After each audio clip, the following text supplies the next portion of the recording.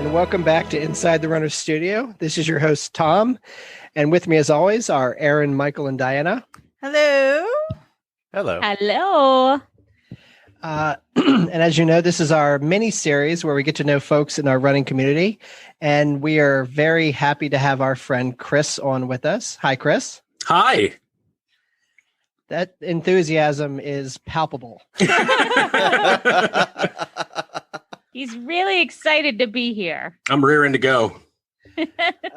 So, as you know, this is kind of a rapid fire. We put a bunch of questions in a randomizer, some about running, some not about running.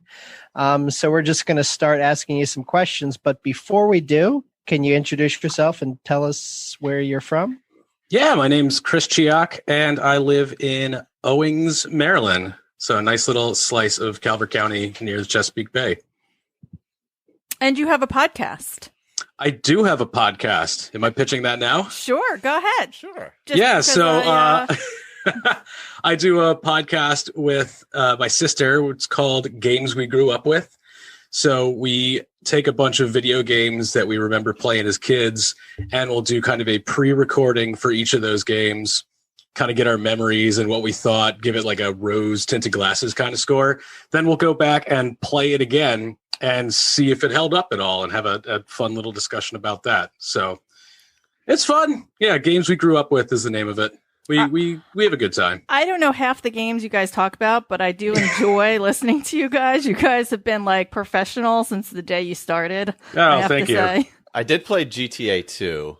My gaming started long before that because I was. That's fair. I started playing Adventure on Atari. Oh my God! King's Quest 1 on PC Junior. So how old are you?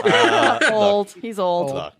All those old games that took like 6 2.5-inch floppies to be able to install. Yeah, exactly. Have you ever played Skyrim? That's the first question. I have a lot actually. So when are you coming on Skyrimatic podcast? Whenever you want. Okay, it's been a while since I played it. I will say that. That's okay. We'll set that up after this. His podcast network that we talk about all the time. Yeah. He has a gaming network. Only Bethesda related. All right. This is how connections are made. So exactly. Diana is going to kick us off with the first question. Oh yeah, me. Oh, I love this one. Have we ever asked this one before? I just got really excited looking at it. Oh, I don't think we have. Oh, God. What is your most favorite or most memorable sign you've seen on a race course? Are we allowed to swear on this podcast? Yes. We have an editor. No, like I say that where like Michael has to bleep it. That's fair. So I'll do the unbleeped version. So the best sign that I saw was at the top of a hill climb for a bike. It was in Ironman, Wisconsin, and the top of this huge climb that you had to make, and it was just this sign that just said, "What the F took you so long?" And so you're reaching the top and you cross the thing and you see the sign, and I laughed both times I went by it. That's funny. All right. Do you run with music? Yes, absolutely. Music or audiobooks. If it's a long run, then I tend to do audiobooks. Yeah, better cadence with that nice, easy. Yeah, and it doesn't force you into a cadence too. True. And it's just something to kind of zone out with. So do you stop for characters, dogs, beer, or shots when you see them on the course? Depending on how the race is going. If I'm having a good race, no. If I haven't trained, which is most recent races, then I absolutely stop. Or when you were running with me. Or when I'm running with Diana. Stop. Well, one of my memories of you is actually running Shamrock with you and Diana. You, Diana, and Brittany. Oh, we drank all the beer. Yeah, and we stopped at the big F yeah sign. Yeah. I used that sign so often as just like a random meme whenever I wanted to say F yeah to people. I would just use that sign. It's so good, but you did get frustrated with us a couple times and just ran ahead, and then we'd catch back up, and then you'd run ahead. My move with that is I'm going to stop for a little bit to like go to the bathroom or tie my shoe, and it's like, I'll catch up with you, so then I can just run for a little bit. That's how Michael feels too when he does it. Yeah, that's what happens. Oh God. All right. What's the one goal that drives you the most to run? It used to be completing the race, just like moving up in that. Like I could do this distance, I could do this distance. I keep wanting to push to bigger and bigger races.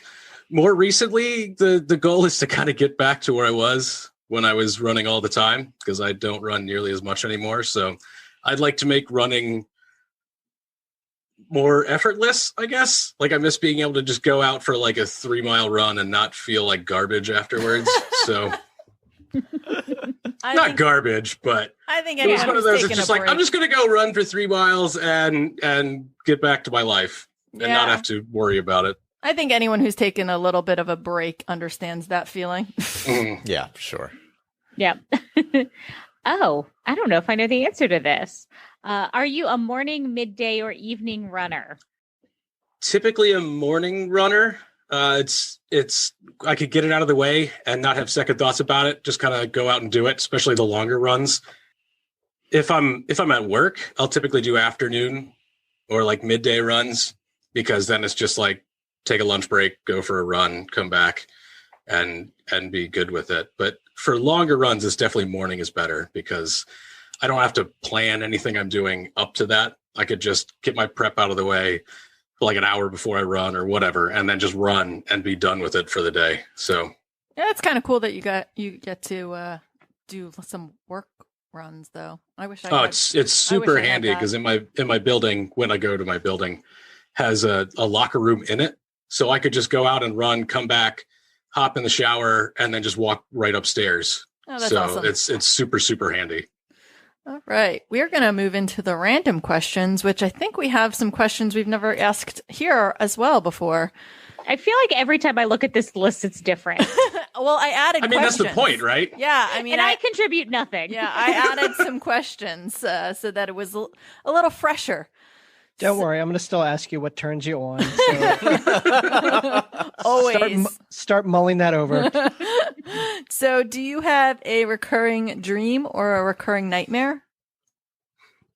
I don't really think I do. I feel like I have a recurring nightmare of just kind of that really, it's more of a feeling, that kind of like existential, awful dread feeling. That's the thing that I seem to remember the most. It's always in different places, but if I have a nightmare, it's something like that, where there's no good sense of there's no concrete thing that's happening. It's just this awful sense of something bad happening in the background. Yeah. Oh God. Oh God. Here's a new one as well. If you wrote a book, what would it be called? You guys want to talk about airplanes? That's perfect. That's the thing that That's so good. comes to my head first. Oh man. Diana's dying over there. It was so perfect. Oh God. All right. What is the worst food you've ever eaten? Probably a durian, if you're familiar with that at all. No. It's this tropical fruit that is literally one of the worst smelling things ever. And the flesh of the fruit is okay, but the smell is just so bad. What's it look like? It's like a spiny, like picture something about yay big. This is a podcast, so that's a dumb thing to do.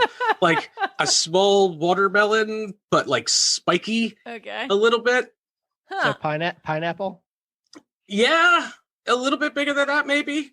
But there's literally signs. So you see this. I have family in Malaysia, and they eat them in Malaysia a lot. There's literally signs on places that are like no durians in here because they smell so bad. Wow. Oh yeah, they were talking about those. I feel like on the radio the other week, Mm-hmm. people were gagging, like Yeah, because they smell. It's like the worst smelling thing on the planet. yeah. Wow. Oh, okay. I see what it looks like. I just brought it up. Interesting. We'll have to post a picture of it when we post this God. in our stories. Oh, all right. Oh, more random questions. If you won $1 million, what's the first thing you would do? Probably buy a car. Only because I drive a Forester, which is a great everyday practical car, and I would just buy a car that is not practical at all, be it like a Wrangler or like a Miata or whatever they're calling them now, something that I could just have fun with, but would not be a work-a-day car. And our last random question. Who is your favorite Disney character? It could be live action or animated. This one's tough. I think it would have to be either Sam the Eagle or Cricky from Mulan. For no reason whatsoever. Those are just the ones that come to my mind. So every time we go to Disney with Chris and his wife Lisa, Chris and I always have to see Muppets. Yes. And we laugh hysterically like it's the first time we've ever seen it. It's a bad every single time. Like Chris and I are not allowed to be just not allowed to be is first, but like just not allowed to like sit next to each other like during anything. Like it needs to be like a rule. The giggles will start and then they just won't stop. I can't. We narrowly avoided that at your wedding, Tom and Diana, but we managed to get through it. So yeah, that's a fun fact. Chris married us. that is true. Yes, he did. I am can be called Reverend Chris Chiak of the Universal Life Church. And there was a part of the ceremony where I don't know what happened, but I looked over and Diana like starts to make that I might giggle face. And it's like, nope, we need to move on. Look somewhere else quickly. Can't do this. Oh, man. Well, now we move into the James Lipton Memorial Inside the Actors Studio questions. My favorite. So what is your favorite word? Indubitably. Ooh. Mostly because it's fun to say. Yeah. And Good your one. least favorite word? Am I allowed to say the phrase mainstream media? Because now Yeah. whenever I hear that, I just want to punch myself in the face. Yeah, that's a good one. Fair. Very fair. Should I play Man. sexy saxophone music now for this question? You really should. Is this by design? It's the order we go in, and it's the number of questions that get asked. It I just falls on Fine. you. I think I asked it once, right? Yeah. All right, Chris. What turns you on? Silly questions. No, I'm just kidding. This one's hard because I've been with my now wife for almost 15 years. So it's like those kind of questions. It's like, I should stop thinking about those. Probably a very aligned sense of humor, if that makes sense. Oh, that's a great answer. What turns you off? Probably selfishness that is hidden behind other motivations that you just kind of say, like, oh, I think that we should do this, but really it's just all selfishness that they don't want to admit that is absolute selfishness and self-centeredness. It's deep. It's deep, That Chris. What sound or noise do you love? So the obtuse answer is a little weird. It's if you're listening to a song and there will be certain times if there's like a really good time change or modulation of the key or something like that, I'll literally get like shivers. Like, I don't know, I can't explain it. It's just I'm a music guy, love that sort of stuff. The easy answer is jet noise. So we could just go with that one. Just planes and marching bands. Yes. And what sound or noise do you hate? The sound when a smoke detector needs a new battery. Oh, that's a good Because one. you never know where it is. It's going to be impossible to find, and it drives our cats crazy. So it's then always it's at, just a handful. It's always at like 2:00 in the morning too. It's never at like a convenient time of the day. Yeah.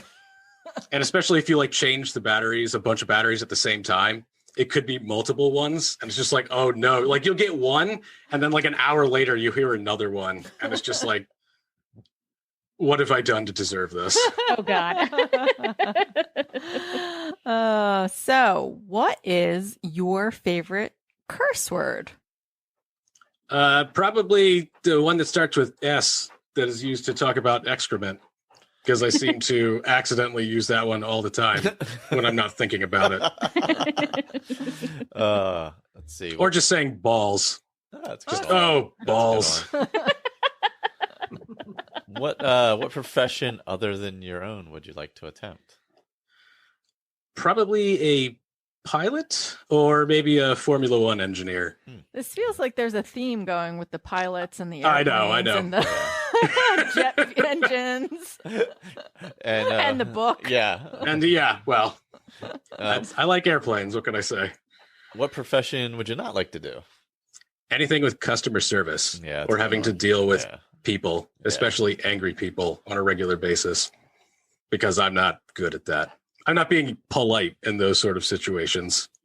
So would it be kind of like a like purgatory for you if you were the customer service agent in an airport? So you could look out the window and see planes every single day.